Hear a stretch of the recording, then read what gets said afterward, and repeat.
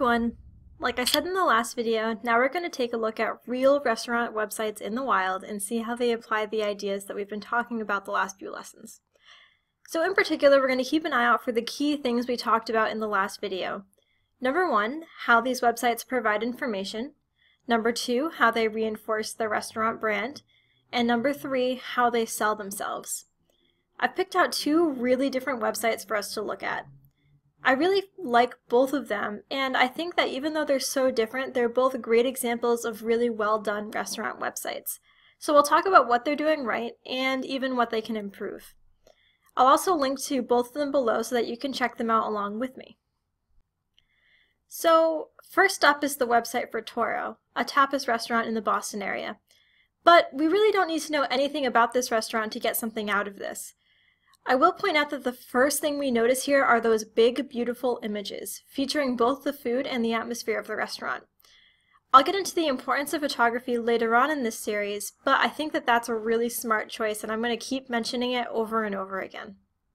So getting more into specifics, let's go through those 3 important points that we talked about before. So how do they provide information here? Well, first of all, they have their location and their hours right here on the homepage. It's one of the first things that you see and it's immediately accessible, which I think is a really smart choice. They also have this information over here on the contact page, along with a simple contact form. They make their menu very easily accessible too. They divide it up by meal and they have a separate page for each one. These are pretty straightforward, but they definitely get the job done. Each menu page, you can see, has a dish title, a description, and the price. Really, that's everything that anyone needs to know, and it just works. They also include a little more information by having details about renting the space for an event over here on the event page. Next, how do they reinforce their brand? This is a little more subtle, but I think that they call out to their brand here with their design and their photography. Their font choice, you'll notice, works really well with their logo to create this image of a place that's sort of vintage and modern at the same time. Really stylish. Those beautiful photos help with this too. You'll notice that the photos feature decor and the interior of the restaurant alongside the food. That definitely works as part of brand reinforcement. They're showing you their atmosphere and their identity. Lastly, how do all of these things come together to sell themselves? Again, the photos do a lot of work here.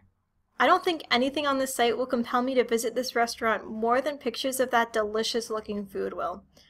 But on top of that, they do a great job of using their brand to make themselves look appealing and stylish, like it's a really cool place to hang out. Plus, they have this great press page over here, which quotes from all their good reviews. This is a great move, because it convinces people that the restaurant is held in high esteem. So overall, this website uses design, photography, and content to bring together a pretty successful sales pitch, even if it's not at all traditionally salesy. Next, we've got the website for Keith Homemade Cakes, a bakery. When I first saw this site, my first impression was that it was really cute and that it was featuring some really delicious looking baked goods. And that's a pretty successful snap judgment on their part, right? So let's break this down again into those 3 main points. Number 1, how do they provide information? Like Torro's website, they do provide their location, their hours, and contact info right on their homepage, though they hide it a little bit more below the fold. We'll again also find this information on their contact page, along with a simple contact form. If we head on over to their products page, we'll see that they have a pretty interesting way of laying out their offerings.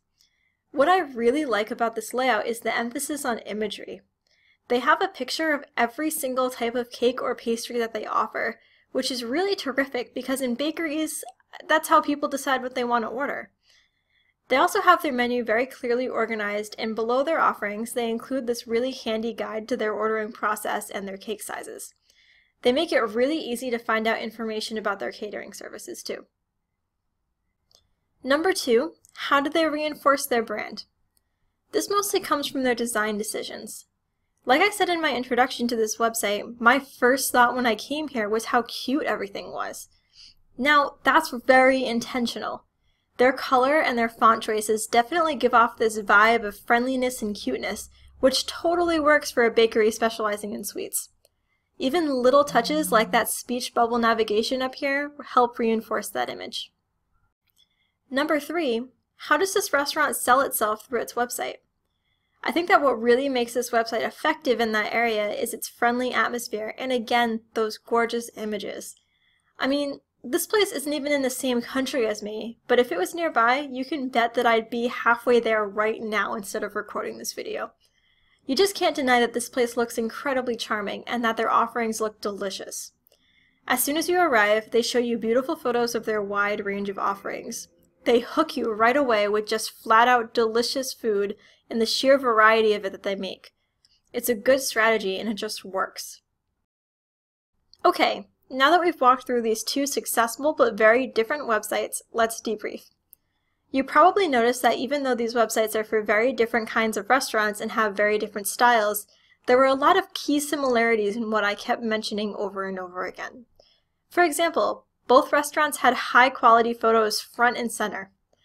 Both had location, hours, contact information immediately available.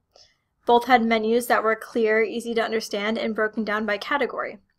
So, even if your restaurant has almost nothing in common with either of these places, you can still see where you might want to draw inspiration. Now that you have some ideas, let's move on to more concrete planning. In the next video, we'll create a website outline, which will be a simple but important plan for our website content.